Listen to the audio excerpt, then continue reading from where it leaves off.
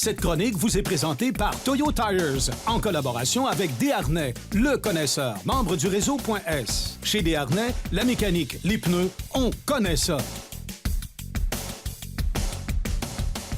Nous voilà de retour. Je suis maintenant accompagné de Jean-Guy Roy de Desharnais Pneus et Mécanique. Salut Jean-Guy. Salut Daniel. Ça va bien? Très bien, toi aussi. Jean-Guy, il faut déjà penser à l'installation des pneus et évidemment la première question qui arrive lorsque l'automne, les temps un peu plus frais arrivent, on se dit... C'est quand le bon moment pour les faire installer, nos pneus? Bien, aussitôt que les journées raccourcissent un peu en ensoleillement, le bitume ne monte pas en température très, très haut. Hein. On se maintient autour du 0 jusqu'à plus 10 environ. Là, à ce moment-là, c'est le facteur température qui influence beaucoup sur l'usure prématurée de nos pneus d'été et de nos pneus d'hiver quand on veut les installer. Fait que donc, si on les installe puis qu'il fait très, très chaud puis qu'on fait de longs déplacements, là, à ce moment-là, on peut handicaper un petit peu le pneu d'hiver, mais c'est très minime. Fait qu'en général, pour monsieur et madame tout le monde, qui roule environ 15 à 18 000 km par année, des installés dans la première semaine d'octobre ou des installés dans la dernière semaine d'octobre, il n'y a aucun changement là-dessus. En plus, bien, on joue sécuritairement parlant, on est prêt à faire face, des fois, aux conditions routières qui changent rapidement. Bien, c'est surtout le matin ou le soir, là, lorsqu'on voit un petit peu la glace noire qui arrive, là, ça peut vraiment nous aider. Un prêt comme exemple, ce matin, ça va monter aujourd'hui à 10-12 degrés dans la journée, mais ce matin, ceux qui sont partis très tôt, 5h30, 6h, je sais que c'est pas ton cas, là. En général, pour ceux qui travaillent, là, bien, qui partent tôt, bien, à ce moment-là, ils rencontrent des surfaces qui sont glacées. Absolument. Bon, voilà le temps pour les installer. Maintenant, une fois qu'on a décidé de faire l'installation, il y a deux choix. Soit qu'on a les pneus chez nous, soit que les pneus sont déjà chez vous. Qu'est-ce qu'on doit vérifier sur nos pneus? Bien, les pneus, premièrement, c'est la permutation. Si on a été sage puis on a fait une permutation pendant la saison, ce qui est recommandable. Là, toi, tu vois ça puis tu dis, sont usés égales, vous avez bien fait ça. C'est en plein ça. Fait que là, on a une bonne rotation. On met toujours les pneus qui étaient la dernière fois quand on les a retirés, qui étaient sur le train arrière, on va les emmener à l'avant et vice-versa. Donc, on s'assure justement pour sortir le maximum de kilométrage sur nos pneus.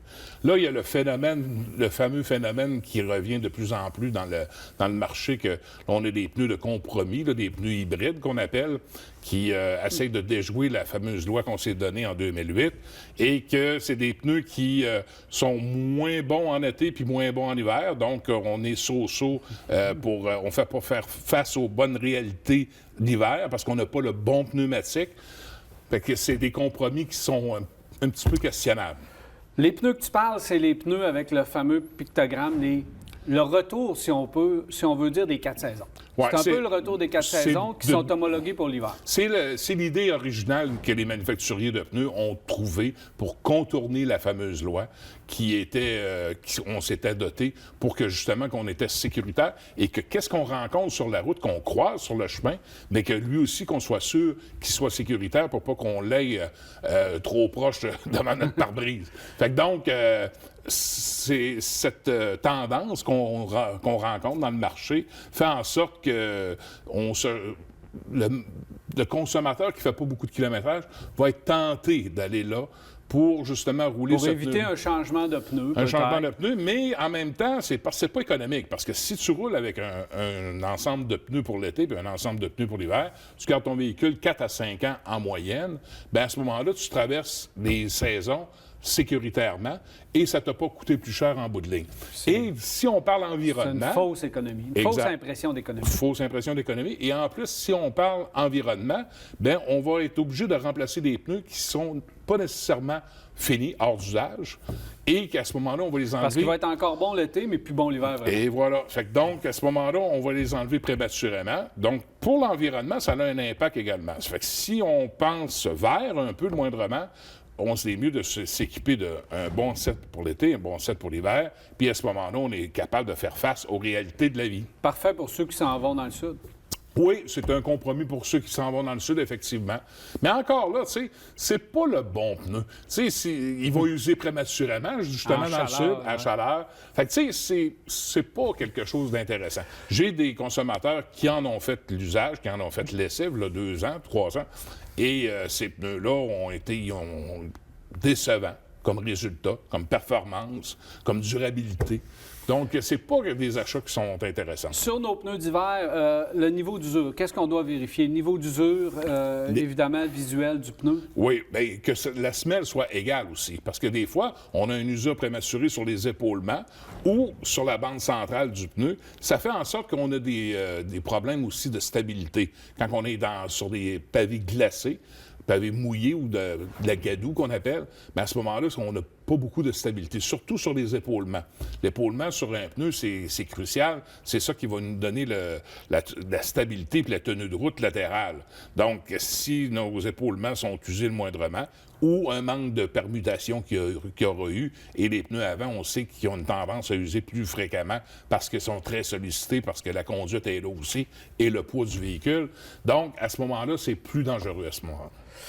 Autre phénomène, Jean-Guy, que j'ai entendu parler pas mal, parce que est-ce qu'on doit mettre de l'azote? Parce que l'été, l'azote, c'est populaire. L'hiver, on dirait que c'est un peu moins populaire de mettre l'azote. Et pourtant, avec les fameux TPMS, là, les moniteurs de pression d'air des pneus, qui fait varier puis qui fait surtout allumer les lumières parce qu'il y a beaucoup de variations de température l'hiver, est-ce qu'on devrait privilégier l'azote l'hiver? Oui, mais pour une chose qu'on n'entend pas souvent, par contre. Pourquoi? Parce que l'azote, ça enlève l'humidité dans la chambre d'air. Et tu viens de parler du capteur TPMS. Le capteur, lui, il est très fragile à l'humidité. Donc, son usure prématurée et le remplacement d'un capteur, la cause première dans toute l'industrie, c'est l'humidité qui va avoir affecté nos capteurs TPMS. Donc, si on utilise l'azote, on est capable de déjouer ça et de passer à côté de ce problème-là qui est vraiment présent dans nos pneus si on met de l'air conventionnel qui est beaucoup plus humide. Bon, la mode des SUV, là, elle est là pour durer. Là. Les compagnies abandonnent les voitures. Donc, ça va être à peu près que ça. Est-ce que ça change un peu la donne dans le marché? Ça change un peu beaucoup quand même. Parce que je te dirais que l'utilisation qu'on en fait de notre SUV varie beaucoup sur l'influence qu'on va choisir notre pneumatique en fonction de ça. Donc, tu sais, si on est une personne qui fait beaucoup de grandes routes, beaucoup de longs déplacements avec notre SUV, on devra chausser notre véhicule en fonction de ça. Est-ce qu'on fait un 70 puis 30 % hors route avec notre SUV ou qu'on sollicite vraiment le véhicule? Bien, il y a un choix de pneumatique qui est très précis pour ça aussi.